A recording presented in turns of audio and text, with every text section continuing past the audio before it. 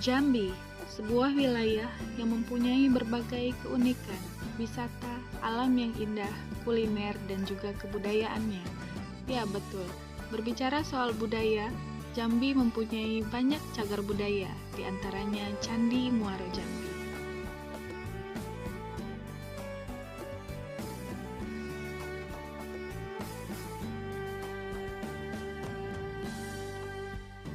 Indonesia adalah negara kaya akan warisan budaya. Dari sekian banyak warisan budaya nasional yang perlu mendapat perhatian adalah cagar budaya. Cagar budaya adalah warisan budaya bersifat kebendaan, bisa berupa benda cagar budaya, bangunan cagar budaya, struktur cagar budaya, situs cagar budaya ataupun kawasan cagar budaya di darat maupun di air yang perlu dilestarikan keberadaannya karena memiliki nilai penting bagi sejarah, ilmu pengetahuan, pendidikan, agama, dan kebudayaan. Nah guys, sekarang kita berada di perkomplekan Candi Muaro Jambi sebagai salah satu cagar budaya yang wajib kita lestarikan.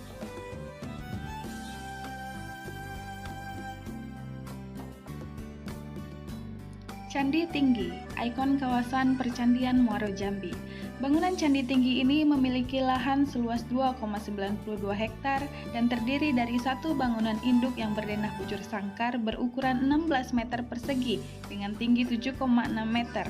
Candi Tinggi ini merupakan salah satu candi yang terkenal banyak dikunjungi untuk tempat ibadah oleh umat Buddha.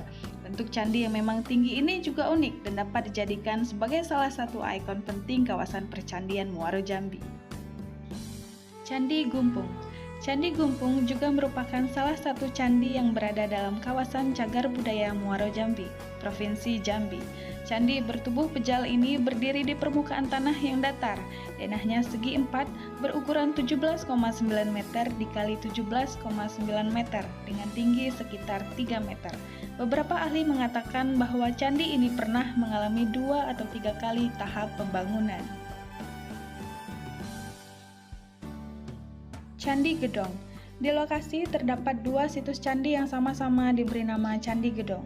Kedua situs purbakala ini hanya terpisah jarak beberapa puluh meter serta memiliki wujud yang nyaris serupa.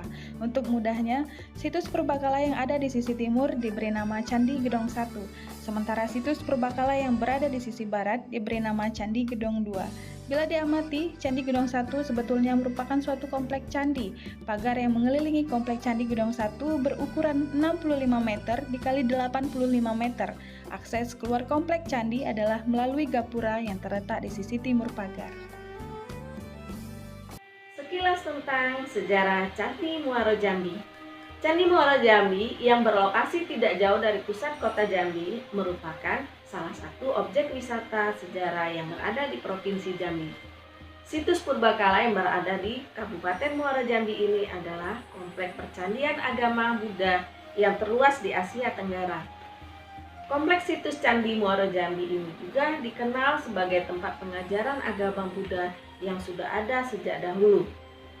Candi yang terletak di Danau Lamu Muaro Sebu, Kabupaten Muaro Jambi ini dekat dengan aliran Sungai Batanghari. Candi ini memiliki 82 reruntuhan bangunan kuno atau yang disebut dengan mandapu. Tidak hanya luasnya yang diperkirakan lebih luas 8 kali dari Candi Borobudur, kompleks Candi Muaro Jambi ini juga disebut sebagai situs kota kuno yang berada di Sumatera. Pada bagian-bagian bangunan candi dapat menunjukkan bahwa pada zaman dahulu Candi Muaro Jambi ini pernah dijadikan sebagai salah satu pusat peribadatan agama Buddha Tantri Mahayana yang ada di Indonesia.